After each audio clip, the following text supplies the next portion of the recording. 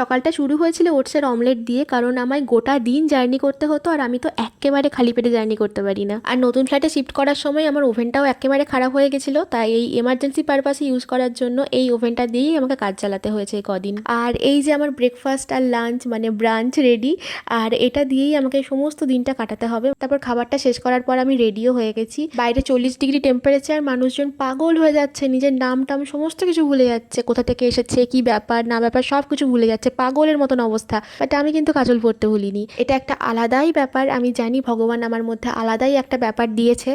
আর খুব শিগগিরই আমাকে এই জন্য একটা অ্যাওয়ার্ড দেওয়া হতে পারে, বা হয়তো মিউজিয়ামেও রাখতে পারে। আর তারপর এই যে একটু একটু করে আমি রেডিও হয়ে গেছিলাম, আর আমি ভেবেছিলাম যে হয়তো বা ফুল স্লিভ পরলে আমার ট্যান পড়বে না, বাট আই ওয়াজ রং। আমি বাড়ি ফেরার পর নিজেকে আয়নায় দেখে আর সত্যি চিনতে পারিনি, কারণ গোটা দিন রোদে পুড়ে জ্বলে কাঠ কয়লা হয়ে যখন বাড়ি ফিরেছি তখন জাস্ট আয়নার সামনে আমি আর আমাকে দেখিনি, আমি আর শ্রেয়াকে দেখিনি, আয়নার সামনে আমি একটা আস্ত জম্বি দেখেছিলাম। বাড়ি থেকে যখন বেরিয়েছিলাম না, তখন আমার আইডিয়া ছিল না যে এতটা গরম হবে আর রোদের তাপটা জাস্ট এইরকমভাবে আসবে। আর জার্নি করতে তো আমার খুব একটা বেশি খারাপ লাগে না, ভালোই লাগে, তাই মজায় মজায় গিয়েছিলাম র্যাপিডো করে মেট্রো অবধি।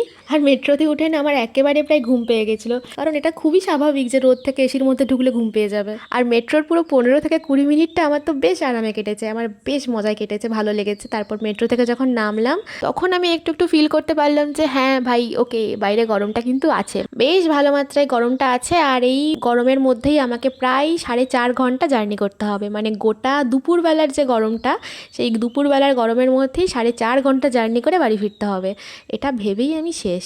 আর তারপর বাস স্ট্যান্ডে গিয়ে টিকিটটা কাটলাম।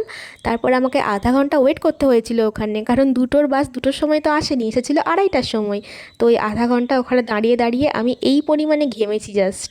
আর ওখানে দাঁড়িয়ে আমি এটাই ভাবছিলাম যে যদি একটু তাড়াতাড়ি ঘুম থেকে উঠতাম, একটু যদি ঘুমটা স্যাক্রিফাইস করে তাড়াতাড়ি ঘুম থেকে উঠে ভোরবেলার বাসে আসতাম, তাহলে এইভাবে আমাকে গরমে কষ্ট পেতে হতো না। তারপর ভগবানের অশেষ কৃপায় বাসটা চলতে শুরু করলে একটু হাওয়া দিচ্ছিল, আর আমারও একটু ভালো লাগছিল, মানে বেশ ভালো লাগছিল আর কি। বাস থেকে যখন নামলাম তখন প্রায় বিকেলবেলা 5:30 কি 5:45 হবে। আর তারপর বাস স্টপে মা নিতে এসেছিলো। বাড়ি ফেরার পর আমাকে আমার ছানাপোনারা একটু আদর করে দিচ্ছিল, মানে আমার নিচের যে ছোটো ছোটো ছানাপোনাগুলো হয়েছে ওরা একটু আমাকে আদর করে দিচ্ছিল, হাই হ্যালো করছিল, আর আমি ওদেরকে একটু আদর করে দিলাম। তারপর ওপরে উঠে ঘন্টাকে আদর করলাম। কত দিন, প্রায় 3 থেকে 4 দিন আমি ওকে দেখিনি, ওকে একদিন না দেখলেই আমার মনটা খারাপ হয়ে যায়। তারপর স্নান টান করার পর ভাত খেয়ে নিয়েছিলাম, কারণ আমার ভীষণ খিদে পাচ্ছিল।